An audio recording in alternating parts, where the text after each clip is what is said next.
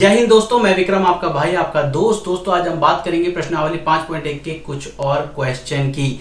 बिना समय गवाए चलिए शुरू करते हैं। सबसे पहले बात करते हैं प्रश्न संख्या 31-30 तक के क्वेश्चन हम पिछली वीडियो में कंप्लीट कर चुके हैं। तो प्रश्न संख्या 31 है, f(x) बराबर आपको cos x² दिया गया है और आपसे कहा गया है कि क्या ये फलन संतत है या नहीं है, ये आपको बताना है। तो बड़ा सिंपल, मैं आपको टेक्निक बता चुका हूं। सबसे पहले हम क्या करते हैं, हम मान लेते हैं x इक्वल टू कितना मान ले, k मान ले। तो x इक्वल टू k पर हम निकाल लेते हैं, x इक्वल टू k पर, जहां k क्या है, कोई एक वास्तविक संख्या। k क्या है, कोई एक वास्तविक संख्या। अब निकालना किस तरह से है, सबसे पहले x इक्वल टू k की बात कर रहा है तो हम यहां लिख लेते हैं f ऑफ k। ये f k आपने लिखा तो ये बन जाएगा cos k²। फिर इसके बाद आपने क्या किया, इसके बाद निकालिए लेफ्ट हैंड लिमिट। कितना होता है, limit x tends to k minus, यानी कि फलन जो है वो क्या है, k से, x का मान जो है वो k से छोटा है, k से छोटा है। अब यहां पर फलन की अगर हम बात करें, f(x) फलन क्या है, फलन तो एक ही है हमारे पास, तो ये लिख दीजिए limit x tend to k minus, और ये लिख दिया आपने cos x²। अब क्या करोगे, अब आपको वो सिंपल प्रोसेस x बराबर k माइनस h लिख दिया, तो लिमिट हमारी हो गई h टेंड्स टू 0 और ये आ जाएगा cos k माइनस h का होल स्क्वायर। h की जगह अगर मैं 0 लिख देता हूं तो यहां पर आपको मिलेगा cos k²। h की जगह 0 रख दिया तो k माइनस 0, k बचेगा, k का स्क्वायर कर दे, k² बच गया। और यहां पर अगर हम बात करें राइट हैंड लिमिट की, यानी कि दायां पक्ष, तो limit x tend to k plus ये f(x) आ गया। फलन वो ही रहेगा क्योंकि फलन हमारे पास एक ही है, ये k प्लस cos x²। तो कितना बन जाएगा, लिमिट h टेंड्स टू 0, इसकी जगह कितना आ जाएगा, cos k प्लस h का square is equal to cos, h की जगह 0 रख दोगे तो कितना आ जाएगा, k²। अब आप यहां देख सकते हो कि fk का मान और राइट हैंड लिमिट और लेफ्ट हैंड लिमिट, ये तीनों क्या है, बराबर है। ये तीनों बराबर होती तो फलन क्या है, संतत है। किस पर, x बराबर k पर। k क्या है, कोई भी एक वास्तविक संख्या। ये आपको समझ आया। देखिए दोस्तों, नेक्स्ट क्वेश्चन है आपका क्वेश्चन नंबर 32। f(x) बराबर दे रखा है आपको mod cos x, यानी कि मापांक cos x। अब इसको आप चाहो तो पूरा प्रोसेस से कर सकते हो, आप चाहो तो इसे छोटा भी कर सकते हो। छोटा कैसे कर सकते हो, आपको पता है त्रिकोणमितीय फलन, मैंने आपको स्टार्टिंग में लिखवाया था कि cos x एक फलन है त्रिकोणमितीय। तो cos x क्या है, ये संतत होता है, त्रिकोणमितीय फलन संतत होता है। मापांक की अगर हम बात करें तो मापांक क्या है आपके पास, मॉड, और ये भी क्या होता है, एक फलन संतत होता है। तो इसका मतलब ये हुआ कि मॉड में अगर cos x है, यानी कि cos x का अगर मापांक है तो वो भी क्या होगा, संतत होगा। क्लियर। ये एक मैंने आपको शॉर्ट ट्रिक बताई है, आप पूरे मेथड से करोगे तो भी आपका यही आंसर आएगा। अब देखिए दोस्तों, नेक्स्ट क्वेश्चन है क्वेश्चन नंबर 33। f(x) आपको दे रखा है साइन mod x या मापांक x, और इसका आपसे पूछा है संतत और असंतत है, बताना है आपको। तो बड़ा सिंपल कंसेप्ट है। हम क्या करेंगे, इस फलन को हम मान लेते हैं f(x) बराबर साइन x, साइन मापांक x, और अब हम मान लेते हैं दो अलग अलग फलन। एक तो मान लेते हैं gx जो कि कितना हो जाएगा, साइन x, और एक मान लेते हैं hx जो कितना हो जाएगा, मापांक x। ये क्लियर हुआ। अब हम क्या करते हैं, x बराबर k के ऊपर निकाल लेते हैं, x बराबर k पर निकाल लेते हैं। ऐसा क्यों किया, अगर gx और hx जो है अगर संतत है तो फलन f जो है वो भी क्या होगा, संतत है। तो इसको हम चाहो तो, आप चाहो तो लिख लेना, यदि g और h संतत है, संतत हो तो फलन f भी संतत होगा। ये क्लियर हुआ, फलन f जो है ये भी क्या होगा, संतत होगा। अब हम क्या करते हैं, सबसे पहले gx की बात कर लेते हैं। तो x बराबर k पर निकाल लेते हैं। k पर निकालोगे, फलन आपको दे रखा है gx जो कितना है, sin x, है ना। x की जगह आपने k रखा, x की जगह आपने k रखा तो ये बन गया sin k। अब limit x tend to k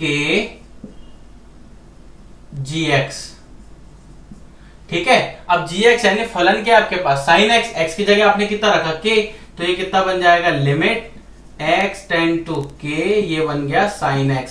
x tend to k रखा तो ये कितना बन जाएगा, sin k। ये क्लियर है, साइन के, ये देखो ये भी साइन के बना और ये भी यहां पर कितना बन गया, साइन के। तो इसका मतलब ये हुआ कि ये जो फलन है वो x बराबर k पर संतत है। कौन सा फलन, g वाला फलन। समझ में आया?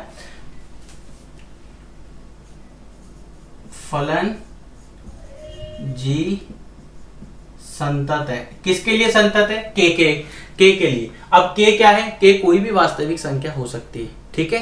तो k के मानों के लिए फलन g जो है वो संतत है। अब अगर हम बात करें gx hx की, जो कि सबसे ज्यादा इंपॉर्टेंट है, ये आप समझ लीजिए तो इससे आपके एक दो क्वेश्चन और भी क्लियर हो जाएंगे। अब hx आपको दे रखा है मापांक x, ये फलन दो चीजों में टूटता है, एक प्लस का x टूटता है, एक माइनस का x टूटता है। प्लस का x कब टूटेगा, जब x का मान 0 से बड़ा या उसके बराबर होगा, और माइनस x कब होगा, जब x का मान 0 से छोटा होगा। ये हमने देखा था। अब इसके बाद अगर हम बात करें कि यहां पर आपको क्या करना है, तो सिंपल सा है, x बराबर किस पे निकाल रहे हैं, 0 पर, x बराबर 0 पर, x बराबर 0 पर आपको निकालना है। ये सिंपल सा समझ में आया आपको। अब देखिए, अगर मैंने आपको यहाँ पर 3 केस बताए थे पिछली क्लास के अंदर भी, पिछली वीडियो के अंदर भी मैंने आपको बताया था कि किस तरह से इसे सॉल्व करना है। तो k का मान 0 से छोटा, k का मान 0 से बड़ा और k का मान 0 के बराबर। अब k का मान अगर 0 से छोटा है और k का मान अगर 0 से बड़ा है, तो ये फलन तो क्या होता है, संतत होता है। किसके लिए, k का मान अगर k के उन सभी मानों के लिए जो 0 से छोटे हैं, k के उन सभी वास्तविक मानों के लिए जो 0 से छोटे हैं, ये फलन संतत है। k के उन सभी मानों के लिए जो 0 से बड़े हैं, उनके लिए ये फलन संतत है। ये क्लियर हुआ। अब बात करते हैं k बराबर 0 की। तो k बराबर 0 के लिए हम क्या करते हैं, बड़ा सिंपल सा है, लिमिट निकाला। k बराबर 0 की बात कर रहा हूं मैं यहां पर, ये भी आपके पास क्या है, संतत। 0 से छोटे सभी मानों के लिए संतत, 0 से बड़े सभी मानों के लिए संतत। समझ में आया? अब अगर लिमिट की बात करें तो लिमिट ये आ गया x टेंड टू 0 माइनस, यानी कि x का मान 0 से छोटा, 0 से छोटा होगा तो फलन होगा माइनस का x। ये समझ में आया? 0 से छोटा है तो फलन होगा माइनस का x। अब क्या करना है, 0 माइनस h रख दो इसकी जगह। तो ये आपने लिखा limit h tends to 0 minus, इसकी जगह लिख दिया 0 माइनस h। h का मान अगर 0 रख दोगे तो आपके पास 0 प्राप्त हो जाएगा। अगर हम बात करें इसकी राइट हैंड लिमिट की, तो x टेंड टू 0 प्लस, ये इसकी लेफ्ट हैंड लिमिट हो गई, ये इसकी राइट हैंड लिमिट हो गई, यानी कि बायां पक्ष और दायां पक्ष हो गया। अब limit x tend to 0 plus रखा, यानी x का मान 0 से ज्यादा, 0 से ज्यादा होगा तो फलन लेंगे x। अब यहां पर आपने क्या किया, लिमिट x टेंड्स टू 0 है, तो ये कितना बन जाएगा, h टेंड्स टू 0, और x की जगह कितना आ जाएगा, 0 प्लस h। ये समझ में आया? 0 प्लस h की जगह 0 रखा तो कितना आया, 0। इसका मतलब है कि फलन जो है x बराबर 0 पर, यानी ये जो फलन है hx, x बराबर 0 पर क्या है, संतत है। अब मैंने आपको स्टार्टिंग में बताया था ना कि g अगर h संतत है तो f भी संतत होगा। तो आप देख सकते हो g संतत है, ये हमने प्रूव किया, h संतत है, ये हमने दर्शा दिया। अब क्या है, इन दोनों का अगर f और g दोनों संतत है तो फलन जो दिया गया है f, वो भी क्या होगा, संतत होगा। यानी g और h अगर संतत है तो फलन f जो है वो भी क्या होगा, संतत होगा। उम्मीद करता हूं ये आपको समझ आया होगा। क्वेश्चन इंपॉर्टेंट है, मार्क कर लीजिएगा, एग्जाम के अंदर बहुत बार पूछा जाता है। देखिए दोस्तों, नेक्स्ट क्वेश्चन है क्वेश्चन नंबर 34वां, जो कि मोस्ट इंपॉर्टेंट क्वेश्चन है। मार्क कर लीजिए, मैंने ऑलरेडी आपको मार्क करके बता दिया है। क्वेश्चन को समझिए, और जो तरीका मैं आपको बता रहा हूं सबसे शॉर्टेस्ट मेथड है, इससे छोटा आपको मिलेगा ही नहीं। आपको सबसे छोटा मेथड मैं आपको बता रहा हूं, जहां पर एग्जाम में टाइम भी कम लगेगा, क्वेश्चन भी पूरा करोगे, मार्क्स भी पूरे मिलेंगे। इस क्वेश्चन को अगर आपको एक बार समझ में आ गया ना कि मापांक वाले क्वेश्चन को करना किस तरह, तो आपकी आधी प्रॉब्लम तो सॉल्व ही हो गई। इसको समझिए। देखिए, मैं यहाँ पर आपको दोनों चीजें बताता हूं। मान लीजिए आपके पास मापांक x है, तो ये दो फलन में टूटता है, एक प्लस का x, इसे हम यहां कर लेते हैं। मापांक x है आपके पास, ये दो फलन में टूटता है, एक तो बनता है प्लस का x, एक बनता है माइनस का x। ये कब बनेगा, जब x का मान 0 से बड़ा या उसके बराबर हो। ये कब बनेगा, जब x का मान 0 से छोटा हो। अब दूसरा जो फलन है वो कितना है आपके पास, x प्लस 1 है। इस फलन को आप कैसे लिख सकते हो, इस फलन को आप लिख सकते हो एक बार तो धनात्मक x प्लस 1 और एक बार ऋणात्मक x प्लस 1। ये कब होगा, ये होगा जब x का मान जो है वो बड़ा या बराबर होगा -1 से, और ये कब होगा, जब x का मान छोटा होगा -1 से। एक बात ध्यान रखना, जो सबसे इंपॉर्टेंट बात है वो मैं आपको बताने जा रहा हूं। क्या कि ये मैंने कैसे निकाला, जो आपके मॉड्यूलस के मापांक के अंदर जो लिखा है ना, जैसे x प्लस 1 लिखा है तो उसको 0 के बराबर रख लो, तो यहाँ आप देख सकते हो x बराबर -1 आ गया, तो हम यहाँ पर इसलिए -1 लगाते हैं। अगर यहाँ 2 होता तो यहाँ -2 हो जाता, और ये -2 होता तो ये +2 बन जाता। समझ में आया? इस तरह से आपको ये निकालना है। ये समझ में आया? ये मैंने आपको भी सिर्फ इतना सा बताया। अब अगर इन दोनों को जोड़ के बनाने की बात करूं, इन दोनों को जोड़कर नया बनाना है, यानी कि ये ऐसा बनाना है, ऐसा mod x minus mod x plus 1, ऐसा इसको जोड़ के बनाना है। तो कैसे बनाएंगे? एक बार तो ले लो दोनों किसके, माइनस के, एक बार ले लो एक माइनस का एक प्लस का, और एक बार ले लो दोनों माइनस के, क्योंकि आप देख सकते हो यहाँ पे दो ही नंबर है, 0 और -1, 0 और -1। तो आप इसको किस तरह से बन लेते हो, एक बार तो दोनों माइनस के ले लेते हैं, यानी कि एक बार ये माइनस का ले लिया x, फिर देखो ये माइनस का साइन है बीच का वो, और उसके बाद ये माइनस का, तो ये माइनस का x प्लस 1। ये आपको समझ आया? समझ में आया ये मैंने कैसे लिया? अब देखो इसका मान जो है, इसका मान अगर आप देखो ध्यान से, तो ये क्या है, 0 से छोटा, यहां पर क्या है, -1 से छोटा। अब एक नंबर लाइन बनाओ, -1 से छोटा, तो जो फलन -1 से छोटा है वो 0 से भी छोटा है, तो हम एक ही लिमिट ले सकते हैं, दोनों में सीमा एक ही ले सकते हैं। तो इन दोनों में हम कौन सी सीमा लें, ये आप एक बार ध्यान से देखिए, एक बार कितना है -1 है और एक बार कितना है 0, तो यहां पर हम कौन सी सीमा ले सकते हैं? बड़ा सिंपल सा कंसेप्ट है, -1 ले लो। अगर x का मान -1 से छोटा हुआ तो ये दोनों फलन क्या बन जाएंगे, ऋणात्मक फलन बन जाएंगे। कैसे बन जाएंगे, ऋणात्मक। x का मान -1 से छोटा, ये -1 से छोटा, बराबर मत ले लेना। बराबर क्यों नहीं लेना, क्योंकि बराबर के केस में हमेशा धनात्मक है, इसमें भी देखो बराबर के केस में आपके पास क्या है, दोनों धनात्मक है। तो ये तो हुआ दोनों माइनस का। अब हम बात करते हैं, ये दोनों माइनस के बन गए ना, अब हम बात करते हैं किसके, एक माइनस का ले लेते हैं, एक प्लस का ले लेते हैं, या फिर एक प्लस का ले लेते हैं, एक माइनस का ले लेते हैं। दो में से कोई भी कंसेप्ट आप अप्लाई कर सकते हो। समझ में आया? तो मान लीजिए अगर हम लेते हैं पहला माइनस का और दूसरा लेते हैं प्लस का, तो पहला अगर आप माइनस का लोगे तो ये तो -x बन गया, और फिर ये माइनस ऐसा कैसा आ गया, और ये आपने प्लस का ले लिया। समझ में आया? अब यहां पर जो सीमा बनेगी ना, ये बहुत ज्यादा इंपॉर्टेंट है। क्यों? क्योंकि ऋणात्मक कब है, जब x का मान जो है, देखो ऋणात्मक कब है, जब x का मान जो है वो 0 से छोटा है।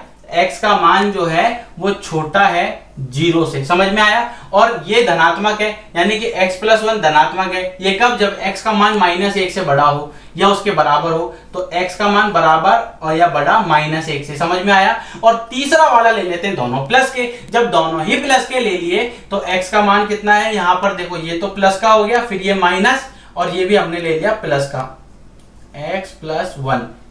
ये दोनों क्या ले लिए, प्लस के। अब आपको समझ आया होगा हमने क्या किया, एक बार तो लिया दोनों माइनस, एक बार क्या लिया, एक बार इसका माइनस इसका प्लस, और एक बार इसका प्लस इसका प्लस। समझ में आया? एक बार इन दोनों को माइनस का लिया, इस पूरे को, है ना, एक बार इसको माइनस का इसको प्लस का लिया, एक बार दोनों को प्लस का लिया। और इस तरह से तीसरे वाले की अगर हम बात करें तो यहाँ देखो इसकी सीमा कितनी है, x का मान धनात्मक कब आएगा, जब 0 से बड़ा होगा। x का मान इसमें धनात्मक कब आएगा, जब -1 से बड़ा होगा। तो यहाँ पर आप देख सकते हो कि फलन का जो मान है वो 0 और -1 के लिए बता रहा है। ये भी देखो यहाँ पर आप देख सकते हो, ये धनात्मक का केस है, और यहां पर आप देख सकते हो ये धनात्मक का केस है। इन दोनों केस के अंदर अगर हम बात करें तो मान कहां से निकलेगा, किससे निकलेगा, आप देख सकते हो क्या है सबसे नियरेस्ट, 0। तो आप बोल सकते हो कि x का मान अगर 0 के बराबर हुआ या उससे बड़ा हुआ तो फलन जो होंगे वो धनात्मक है। यानी कि x का मान अगर 0 से बड़ा है तभी ये दोनों फलन जो है वो क्या होंगे, धनात्मक। अब इसको आप और सोल्व करोगे, इसको अगर आप सॉल्व करते हो तो ये आपको इस तरह से मिलेगा। देखो ये माइनस का x है आपके पास, ये लिखा, इस माइनस को अंदर गुणा कर दिया तो ये प्लस का x हो गया और ये प्लस का 1 हो गया, ठीक है। और यहां पर आपके पास सीमा आ गई x का मान -1 से छोटा, और इसके बाद दूसरा फलन आपके पास आ जाएगा -1 -x -1, ये -x फिर -x और -1, और यहाँ पर x का जो मान है वो -1 से बड़ा और 0 से छोटा। और तीसरा वाला जो फलन है आपका वो x -1, और यहाँ पर ये कितना है, x का मान 0 से बड़ा। ये आपको समझ आया? ये मैंने क्या करा आपको समझ आया। अब आपको क्या करना है, अब ये फलन बन गया, देखो ये तो कट गए आपस में, तो बच गया 1। तो x का मान -1 से छोटा जब होगा तो हम फलन क्या लेंगे 1।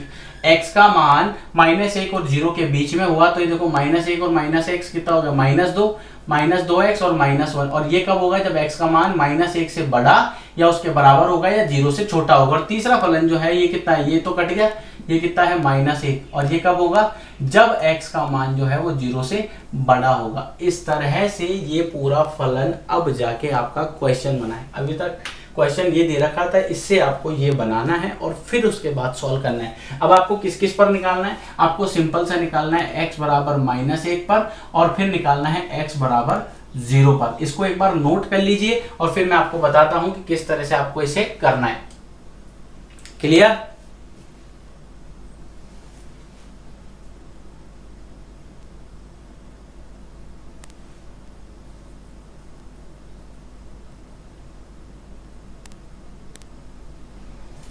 अब ध्यान से देखिए, अब आपको इसको करना किस तरह से है। ये अब आपका क्वेश्चन ये सब हट गया, आपका क्वेश्चन अब बन गया ये वाला पार्ट, ये आपका क्वेश्चन है। ठीक है, x बराबर किस पे निकालना है, -1 पर। तो x बराबर -1 पर -1 की बात करते हैं तो ये बन जाएगा लिमिट x टेंड टू। अब एक बात बताओ, अब अगर x बराबर आप -1 रख रहे हो, अगर आप यहां पर लिख रहे हो f बराबर f -1, तो एक बात नोट कर लेना, x का मान -1 के बराबर है तो फलन कितना आएगा, -2। x की जगह कितना आ जाएगा, -1 तो ये कितना हो जाएगा +2 -1, जो कि कितना होता है, 2 में से 1 गया तो 1। ठीक है, अब हम निकालते हैं इसकी left hand limit. Left hand limit निकालोगे तो ये लिमिट बन जाएगा x टेंड टू किस पे, -1 माइनस x का मान -1 से छोटा, x का मान -1 से छोटा है तो फलन कितना आएगा, 1, यानी कि इसका आंसर आ गया 1। अगर हम इसकी राइट हैंड लिमिट की बात करें तो ये लिमिट x का मान -1 से बड़ा, x का मान -1 से बड़ा है तो फलन आ जाएगा -2x -1। अब x की जगह तो लिख दो -1 प्लस h और h टेंड्स टू कर दो 0, तो ये आपके पास बन जाएगा लिमिट h टेंड्स टू 0, ये -2 और x की जगह कितना आ गया, -1 प्लस h -1। समझ में आया? h की जगह 0 रख दोगे तो ये कितना बन जाएगा, +2 -1, जो कि कितना आता है 1। इसका मतलब हुआ कि फलन जो है, फलन x बराबर 1 पर -1 पर, सॉरी x बराबर -1 पर क्या है, संतत है। क्यों है संतत? अरे भाई ये देखो, ये तीनों क्या है, बराबर। जब तीनों ही बराबर है तो फलन इस पर संतत है। अब बात करते हैं x बराबर 0 की। अगर हम बात करें x बराबर 0 पर, तो x बराबर 0 के लिए फलन देखो, x बराबर 0 है तो फलन कितना आएगा, -1। अब इसकी लेफ्ट हैंड लिमिट निकालते हैं तो वो कितना आएगा, लिमिट x टेंड टू किस पे निकाल रहे, 0 माइनस x का मान 0 से छोटा है तो फलन आएगा -2x -1।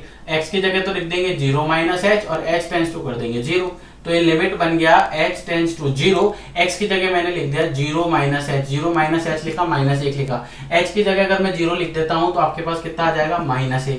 अब अगर हम बात करें राइट हैंड लिमिट की तो ये कितना हो जाएगा, limit x tend to 0 plus. अब 0 प्लस की बात कर रहे हैं, ध्यान रखना, यहाँ पर देखो हम माइनस पे निकाल रहे थे या -1 पर, यहाँ किस पे निकाल रहे हैं, 0 पर। तो 0 प्लस x का मान 0 से बड़ा, x का मान 0 से बड़ा होगा तो फलन कितना आएगा, -1, यानी डायरेक्ट कितना आ गया, -1। अब आप देख सकते हो f का मान 0 पर और इसकी लेफ्ट हैंड लिमिट और इसकी राइट हैंड लिमिट आपस में क्या है, बराबर है। इसका मतलब फलन जो है वो क्या है, संतत है। ये आपको समझ आया? ये मैंने आपको कुछ क्वेश्चन करवाए हैं, लगभग 34 क्वेश्चन हमारे कंप्लीट हो चुके हैं। एक भी क्वेश्चन इसमें छोड़ा नहीं गया है, जो लगभग सिमिलर है। उसमें से एक आध क्वेश्चन मैंने ऐसा आपको कहा होगा कि वापस आपको करना है, बाकी मैंने आपको पूरे क्वेश्चन करवाए हैं। अगर आपको कोई क्वेश्चन समझ में नहीं आता है, मेरा व्हाट्सएप नंबर जो मैंने डिस्क्रिप्शन बॉक्स में डाल रखा है, आप मुझे मैसेज करके पूछ सकते हो, 820 944 834। वीडियो पसंद आया तो like, subscribe, share and comment करना ना भूलें। कोशिश कीजिए जितना ज्यादा आप अपने फ्रेंड सर्कल के अंदर इसको शेयर कर सकते हो ताकि सबका भला हो। चलिए इजाजत दीजिए, अगले वीडियो के अंदर अब हम बात करेंगे अवकलन की। धन्यवाद।